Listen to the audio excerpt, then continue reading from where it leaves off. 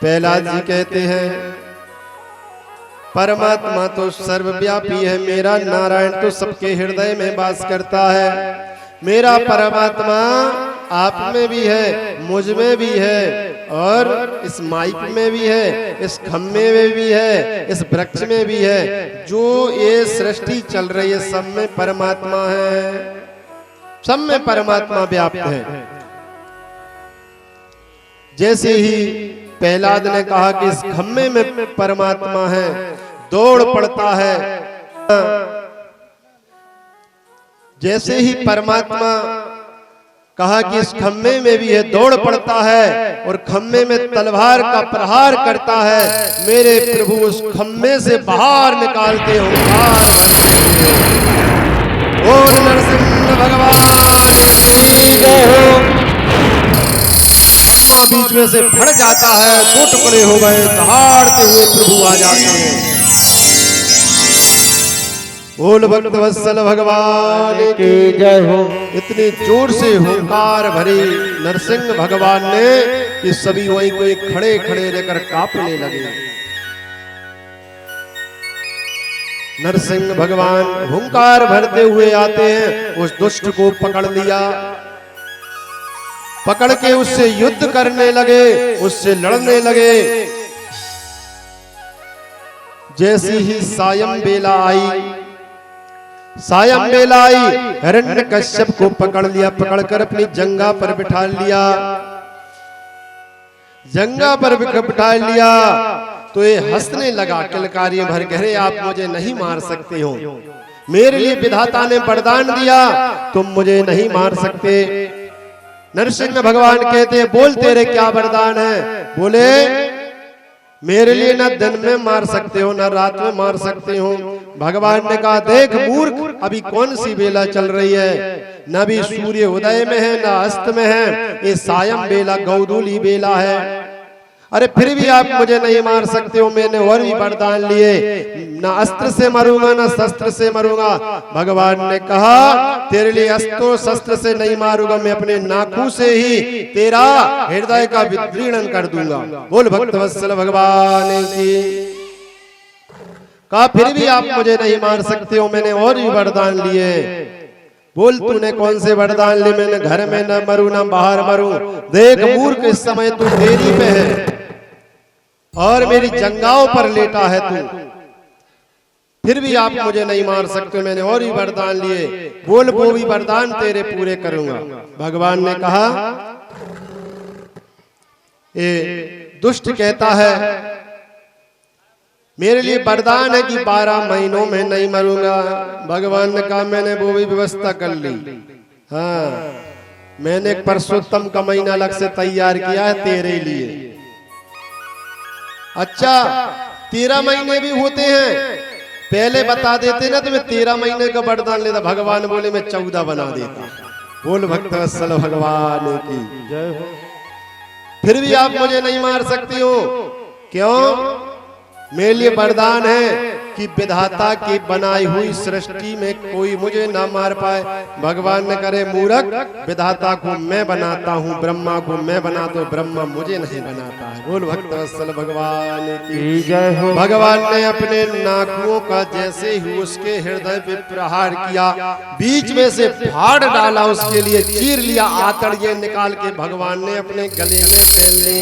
बोल भक्त वत्सल भगवान की जय हो। भगवान इतने क्रोध में है, इतने क्रोध में है कि कोई उनके पास में नहीं जा रहा है। भगवान इस समय ज्वालामुखी बने हुए हैं, सब देवता थर थर कांप रहे हैं, स्तुति कर रहे हैं, भगवान काबू में नहीं। और भगवान नारद जी कहते अगर थोड़ा और क्रोध करें तो सृष्टि में प्रलय हो जाएगा। सब कांपने लगे। नारद जी दौड़े दौड़े गए मैया लक्ष्मी के पास। अरे मैया आप चलो, आज प्रभु तो बड़े क्रोध में है। क्यों? अगर कोई पति क्रोध में हो तो माता शांत कर लेती, ऐसे लगे रहते हो। कुछ नहीं कहा उसने, क्यों फालतू लड़ रहे झगड़ रहे हैं? तो आदमी सोच लेता चलो कोई बात नहीं, चल जाएगा। माता ने समझाया, माता आती है, चलो मैं चलती हूँ, लक्ष्मीपति है, मेरे स्वामी है, मुझे पता है, ऐसे नहीं झगड़ते किसी से, ऐसा क्रोध नहीं करते वो, मैं चलती हूँ। माता लक्ष्मी जी तैयार हुई, बढ़िया तैयार होकर जैसे ही लक्ष्मी पहुंची और जैसे ही नरसिंह भगवान ने हुंकार और भरी, लक्ष्मी जी उते से दौड़ लगाई, सोचा कर अपने स्थान पर खड़ी हुई। बोल भक्त वत्सल भगवान की।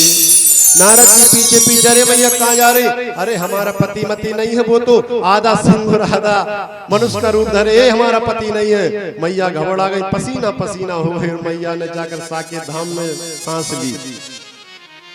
बोल भक्त वत्सल भगवान की। भगवान ने कहा ध्यान रखना ना ब्रह्मा जी, अब ऐसे वरदान मत देना किसी को, बड़ी व्यवस्था बनाई है तब जाके इसको मार पाए, अब मत दे देना। अच्छा, ब्रह्मा जी ने एक और गलती करी। कलयुग के एक भक्त थे, कली काल के एक भक्त थे, तो मन में आया कि अरे ब्रह्म विष्णु ही वरदान दे पाते, शिव ही वरदान दे पाते, मैं वरदान नहीं दे पाता, मैं ही वरदान दूंगा। तभी कोई कल की भक्त जा रहे थे, बोले कि सबसे जल्दी कौन प्रसन्न होते हैं? तो किसी ने बता दिया ब्रह्मा जी जल्दी होते हैं। ब्रह्मा जी प्रसन्न जल्दी होते। 3 महीना तपस्या की, 3 महीना तपस्या की, ब्रह्मा जी आ गए, बोले मांगिए क्या चाहिए? कहा कि मेरे लिए ऐसा वर दो कि बढ़िया मेरा मकान बन जाए, बढ़िया विवाह हो जाए, और एक बार ऐसा दो कि जब हम तुमसे वरदान मांगे तो 3 के 3 फिर हो जाए वरदान। ब्रह्मा जी ने तब तो कह दिया कि तथास्तु। लेकिन अब एक कलयुग के भक्त अब जैसे ही इनके लिए प्यास लगे, भूख लगे, कुछ भी हो तो आवाज लगाएं ब्रह्मा जी। बोले क्या? बोले हमारे मकान का कलर गड़बड़ हो गया, इस पे आकर कलर कर जाओ। ब्रह्मा जी ने कहा भैया हम भगवान है कि तेरे नौकर हैं? भगवान ने कलर करवाया। अरे ब्रह्मा जी हमारे यहाँ बारिश हो रही है, बारिश रुकवा दो। ब्रह्मा जी आए, बारिश रुक गई। बोले और मांगो एक वरदान और। बोले जब मांगे 3 के 3 फिर हो जावे। ब्रह्मा जी तो परेशान, भूख लगे तो ब्रह्मा जी, प्यास लगे तो ब्रह्मा जी ने कहा इसने तो मुझे फंसा लिया। ब्रह्मा जी पसीना पसीना, ब्रह्मलोक ना पहुंचे जब तक आवाज लगा दे ब्रह्मा जी यहाँ आकर देखो।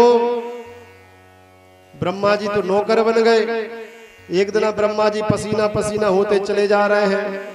भगवान ने कहा क्या बात है? बोले हम कलयुग के भक्त के हाथों पर गए, अब तो इसने हमें नौकर बना लिया। जब देखो जब कहता ब्रह्मा जी हम तो अपना कार्य नहीं देख पा रहे। भगवान ने कहा ये कली काल के भक्त हैं, जरा सोच समझ के वरदान दिया करो, नहीं तो ऐसे ही नचाएंगे।